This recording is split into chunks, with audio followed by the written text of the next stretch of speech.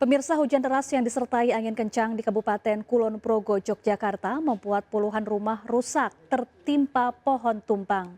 Sejumlah wilayah selatan yang terdampak cuaca buruk diantaranya Kapanewon Wates, Temon, Pancatan, dan Lendah.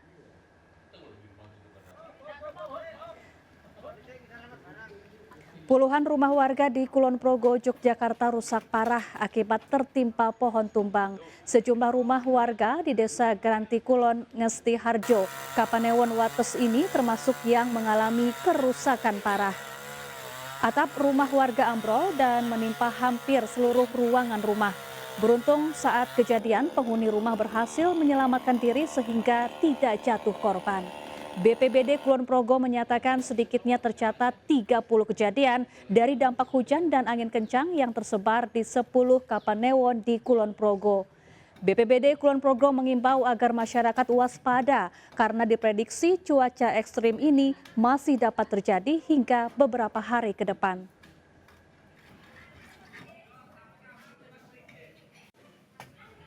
Tingginya intensitas hujan dan meluapnya sejumlah aliran sungai membuat banyak wilayah di Kota Palangkaraya terendam banjir. Banjir dilaporkan kian meluas dan telah berdampak terhadap ribuan warga di sejumlah kecamatan.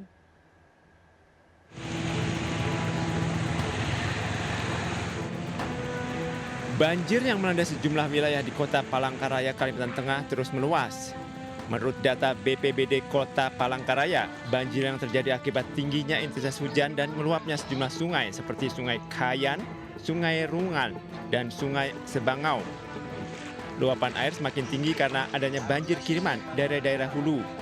Setidaknya 265 rumah dan 1.261 jiwa di 4 kecamatan ikut terdampak banjir.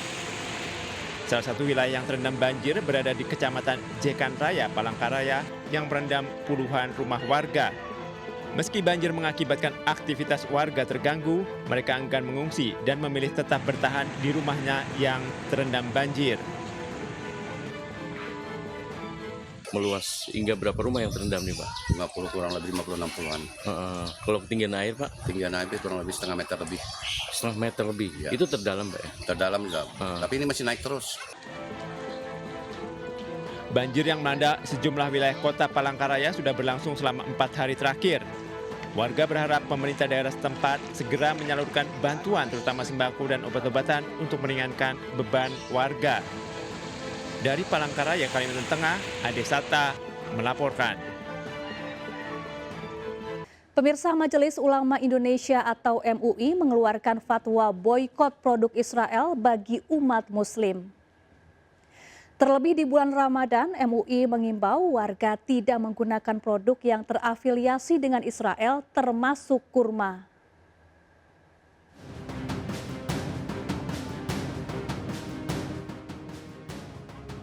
Majelis Ulama Indonesia bersama Basnas mengeluarkan fatwa haram pemboikotan produk Israel dalam acara Safari Ramadan yang digelar di Gedung MUI Jakarta.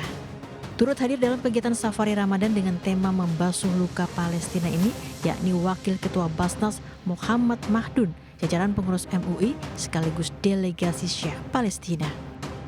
Ketua MUI Bidang Hubungan Luar Negeri dan Kerjasama Internasional Sudarmoto Abdul Hakim mengatakan deklarasi pemboikotan produk Israel ini dimaksudkan untuk memperkuat langkah konkret aksi kemanusiaan. Boikot fatwa MUI sudah terbit ya. Tadi itu deklarasi memperkuat kembali, mengingatkan kembali bahwa kita umat Islam dan masyarakat Indonesia yang peduli kemanusiaan memboikot produk-produk Israel dan produk-produk perusahaan atau negara yang berafiliasi dengan Israel. Produk-produk itu macam-macam, bisa makanan, bisa minuman, bisa yang lain-lain. Nah, yang kemarin juga sudah terberitakan di media itu kurma. Kalau ada kurma Israel, jangan dibeli. Ribuan kemasan makanan olahan asal Thailand dimusnahkan petugas Bea Cukai dan BPOM Tangerang, Banten. Makanan olahan itu disita dari para penumpang pesawat karena tak ada izin edar dan melebihi batas yang diizinkan untuk dibawa. Ribuan bahan pangan olahan yang diimpor secara ilegal dari Thailand dimusnahkan petugas Bea Cukai Bandara Soekarno-Hatta bersama BPOM Provinsi Banten dengan cara dibakar di insenerator. Impor bahan pangan kemasan melanggar Undang-Undang Nomor 8 Tahun 2023 tentang pengawasan pemasukan obat dan makanan ke dalam wilayah Indonesia yang dibawa oleh penumpang pesawat dari luar negeri. Total bahan pangan olahan ilegal mencapai lebih dari 2.500 kemasan dengan berat mencapai 1 ton. Bahan makanan olahan ini tidak memiliki izin edar.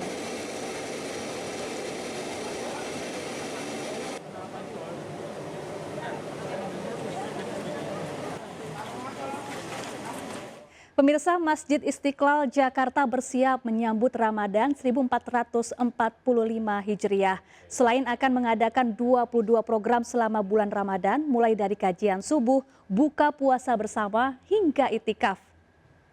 Ya, Masjid Istiqlal juga akan menyiapkan hingga 6.000 paket makanan berbuka puasa bagi para jemaah.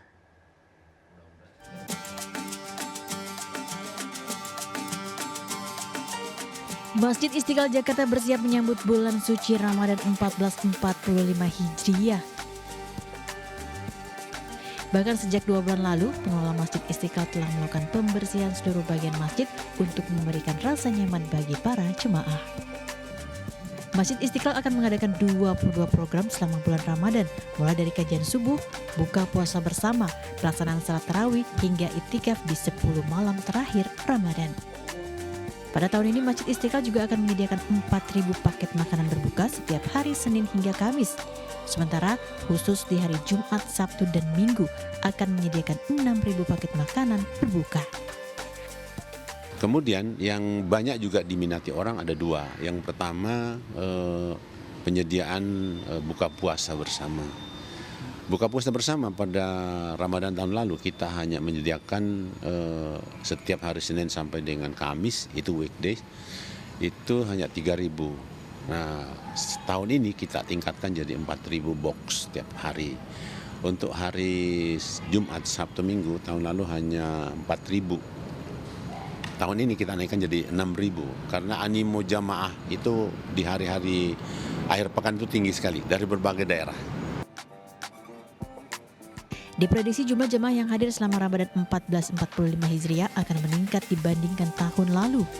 Usai direnovasi, Masjid Istiqlal dapat menampung 250.000 jemaah dan menampung hingga 1.000 kendaraan. Pengelola juga menyiagakan 30 personel keamanan yang akan berjaga selama 24 jam selama Ramadan. Dari Jakarta, Muhammad Julhilmi, Muhammad Khairuddin, iNews melaporkan.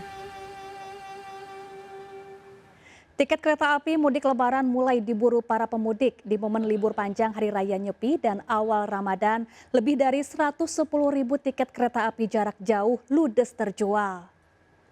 Ya, para pelanggan memesan untuk keberangkatan sejak 8 Maret hingga 12 Maret 2024 nanti.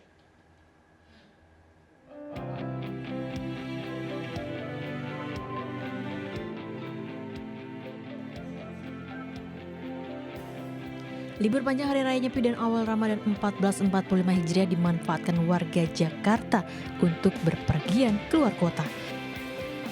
Moda transportasi massal kereta api masih menjadi sarana yang cukup banyak diminati warga untuk bisa sampai ke tempat tujuan. Berdasarkan data PT KAI Daob 1 mencatat lebih dari 110.000 tiket kereta api jarak jauh ludes terjual untuk keberangkatan sejak 8 Maret hingga 12 Maret 2024 nanti. Dari jumlah tersebut, keberangkatan dari stasiun Gambir sebanyak 35.272 penumpang dan stasiun Pasar Senen sebanyak 51.731 penumpang. Sementara jumlah penumpang hingga Minggu sore yakni sebanyak 19.446 penumpang dengan rincian 5.745 penumpang dari stasiun Gambir, 9.560 penumpang dari stasiun Pasar Senen, dan sisanya dari sejumlah stasiun lain di wilayah Daob 1 Jakarta. Maret 2024 penumpang yang memesan tiket untuk long weekend atau libur panjang awal Ramadan, lebih dari 110.000 tiket telah terjual. Tiket keberangkatan kereta api dari stasiun Gambir dan Pasar Senen kurang lebih 110.000 tiket, yaitu untuk keberangkatan KA dari tanggal 8 sampai dengan 12 Maret 2024. Pihak KAI mengimbau warga yang ingin berpergian keluar kota agar menyiapkan seluruh keperluan yang akan dibawa serta mengatur waktu dengan baik agar tidak tertinggal kereta. Dari Jakarta, Rani Sanjaya, iNews melaporkan.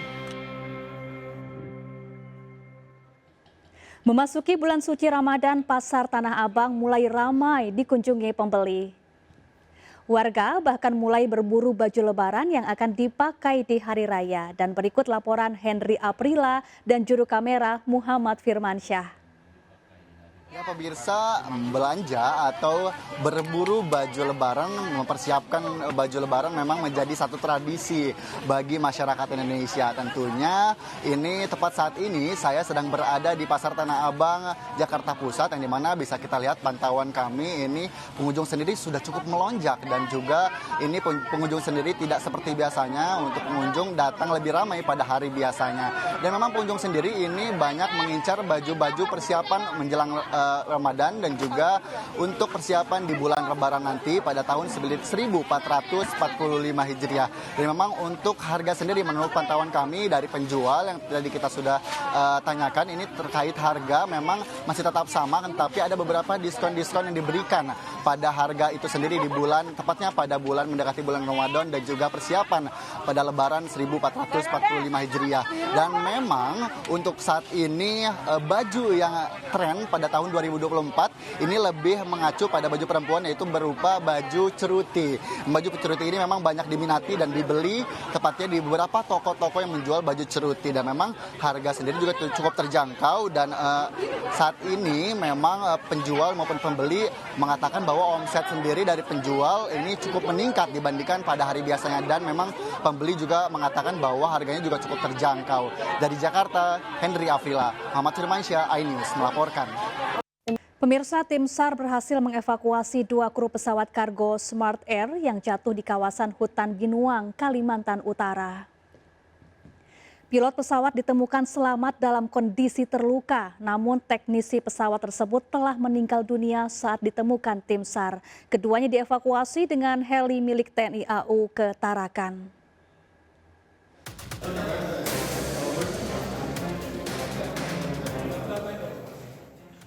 Tim SAR gabungan melakukan evakuasi 2 kru pesawat kargo Smart Air SNE PC-6 Pilatus yang jatuh di kawasan hutan Binuang, Krayan, Kalimantan Utara setelah hilang kontak Sabtu lalu.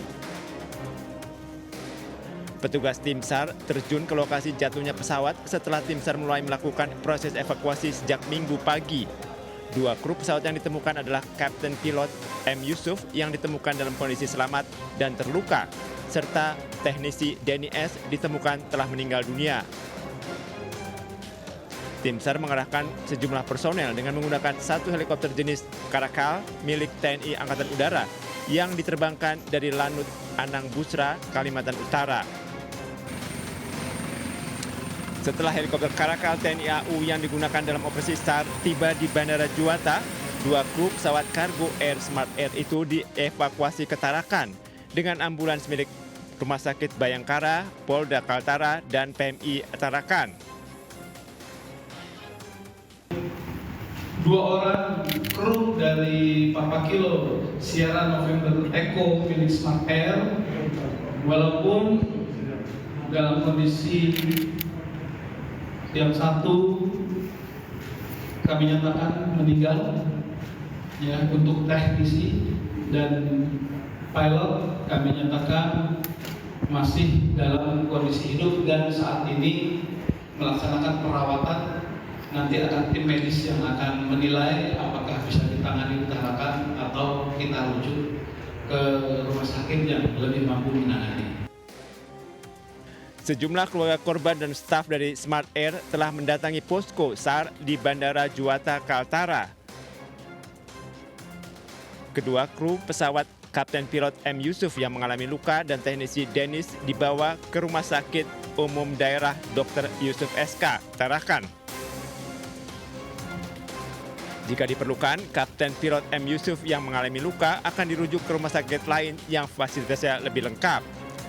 Dari Tarakan, Kalimantan Utara, Usman Codang melaporkan. Pemirsa, sidang isbat Kementerian Agama Republik Indonesia menetapkan 1 Ramadan 1445 Hijriah jatuh pada hari Selasa 12 Maret 2024. Pengumuman hasil sidang isbat diumumkan pukul 19:37 waktu Indonesia Barat. Sidang dipimpin oleh Menteri Agama Yakut Holil Qoumas di kantor Kementerian Agama Republik Indonesia, Jakarta Pusat.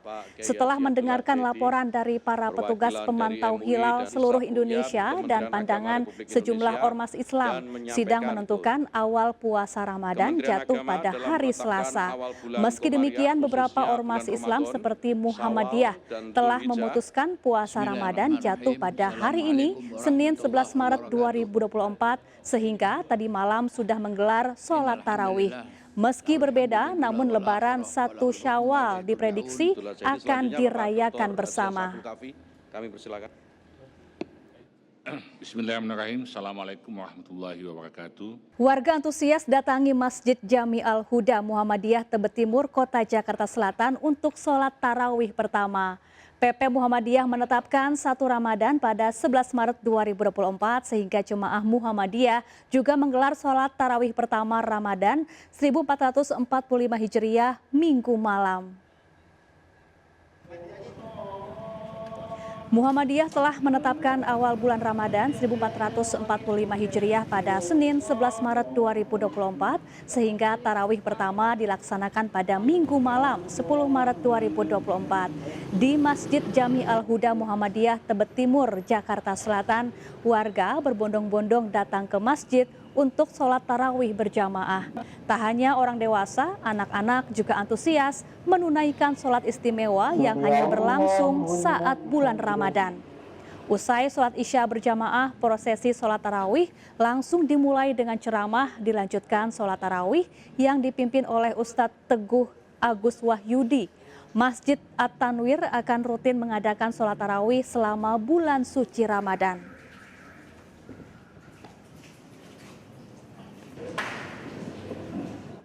Pemirsa, dalam rangka Hari Perempuan Internasional, sebuah komunitas menggelar peragaan busana dengan nuansa pantai di Jakarta. Ya, 5 desainer tanah air menampilkan koleksi terbaiknya di atas pasir putih.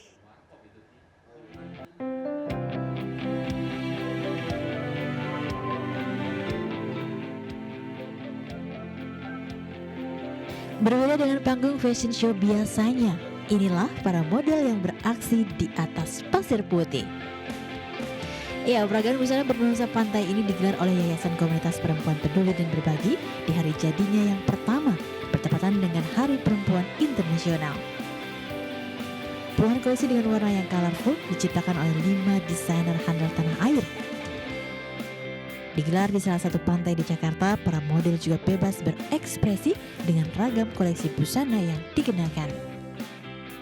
Kegiatan ini diharapkan bisa menjadi wadah perempuan untuk bersinergi dan berkarya. Kali ini saya ingin menciptakan satu suasana yang berbeda ya daripada biasanya, di mana biasa kan indoor. Kali ini saya menciptakan satu fashion show outdoor di mana para sahabat KPPB bisa berekspresi secara bebas gitu dengan pakaian yang mereka kenakan.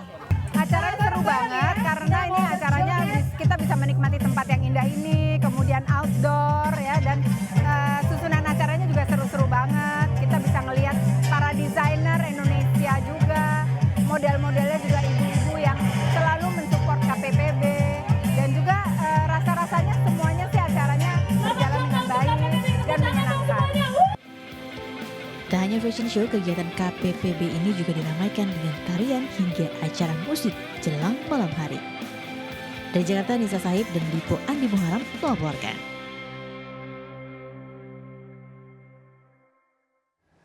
Pemirsa, Anda berencana berlibur ke Yogyakarta? Jika ya, Anda bisa mencoba wisata kuliner Garang Asam Istimewa di Kabupaten Sleman, Yogyakarta. Ya, keistimewaan garang asam di tempat ini dimasak dan disajikan dalam wadah bambu dengan berbagai rempah khas yang otentik. Tak tanggung-tanggung dalam 1 hari tempat makan ini bisa menghabiskan 300 ekor ayam kampung untuk diolah. Seperti apa? Berikut liputannya.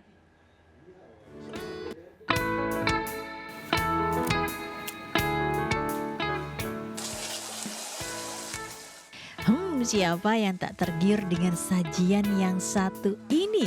Ya, kenikmatan kehangatan garang asam di tempat ini memang tak ada banding. Pasalnya, garang asam di tempat makan yang berada di daerah Balai Catur, Kecamatan Gamping, Kabupaten Sleman, Yogyakarta ini diracik dengan berbagai bumbu rempah khas yang otentik. Jika biasanya garang asam dikukus menggunakan daun pisang, keistimewaan garang asam di tempat ini dimasak menggunakan bambu yang dipanggang di atas bara kayu bakar. Istimewanya lagi, bahan dasar garang asam di tempat ini menggunakan daging ayam kampung yang diolah dengan berbagai bahan seperti tomat, cabai, belimbing wuluh yang menambah kesegaran sajian yang satu ini. Berikutnya lagi nih, para penikmat bisa puas menikmati garang asam dengan menu pelengkap oseng ayam sereh yang menggugah selera. Para pelanggan yang datang pun berasal dari berbagai kota seperti Jakarta, Bandung, Surabaya, Semarang, Sumatera hingga Kalimantan. Garang asam di kandang ingkung ini overall rasanya enak banget. Dari ayamnya sendiri juicy, rasanya otentik. Apalagi saat menikmati kondisinya masih panas, benar-benar fresh dari dapur. Ditambah lagi suasana di sini sangat mendukung, suasananya asri, nyaman, udaranya juga sejuk. Jadi top banget. Untuk ingkungnya sendiri otentik banget, rasanya benar-benar dari ayam kampung yang gurih. Ada sedikit manis-manisnya. Rasanya pas, perpaduannya pas untuk bumbu.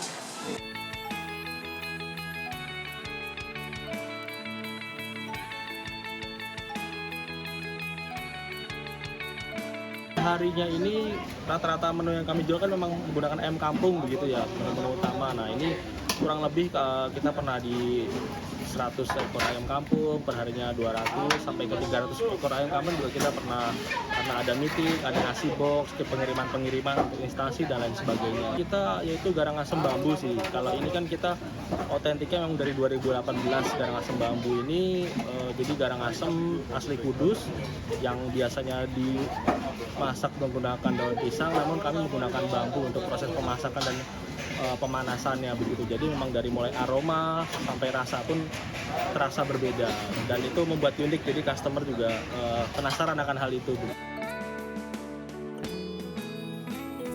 Untuk bisa menyantap garang asam bambu di tempat ini, Anda hanya cukup merogoh kocek Rp89.000 per porsi lengkap dengan nasinya. Sementara untuk paket ayam ingkung hanya dibanderol Rp149.000 dan untuk ayam bakar oseng sereh hanya Rp49.000. Nah, bagi Anda yang hendak berlibur ke Yogyakarta, garang asam bambu bisa jadi pilihan wisata kuliner Anda. Dari Sleman, Yogyakarta, Heri Trujoka, Ainus melaporkan. Menteri Pariwisata dan Ekonomi Kreatif Sandiaga Uno mendorong peningkatan jumlah konsumsi produk ekonomi kreatif Indonesia saat menghadiri Business Matching BBI 2024 di Denpasar, Bali. Ya, peluang usaha dan terciptanya lapangan kerja juga diharapkan tumbuh sebagai penopang pertumbuhan ekonomi yang berkualitas.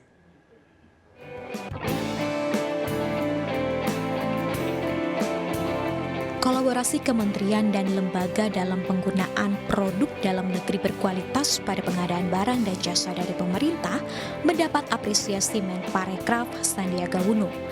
Hal ini disampaikan Sandiaga pada Business Matching Belanja Produk Dalam Negeri 2024 di Demeru Sanur, Denpasar.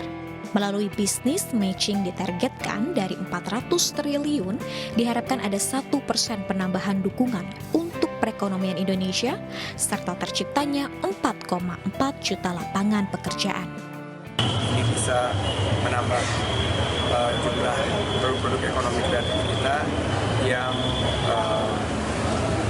dikonsumsi sehingga akhirnya bisa membuka peluang usaha dan lapangan kerja yang luas. Targetnya adalah setiap 400 triliun itu ada 1% penambahan pertumbuhan ekonomi kita. Ke depan kita melihat juga karena ada pembangunan IKN, maka jasa arsitektur kita juga banyak dipakai dan tentunya produk-produk pariwisata, hotel, restoran, kafe ini masih menjadi andalan. Selain mendorong konsumsi produk ekonomi kreatif Indonesia, Sandiaga juga terus berupaya meningkatkan jumlah penerbangan domestik sebagai langkah mendorong peningkatan pergerakan wisata Nusantara. Dari Denpasar, Indira Ari, iNews melaporkan.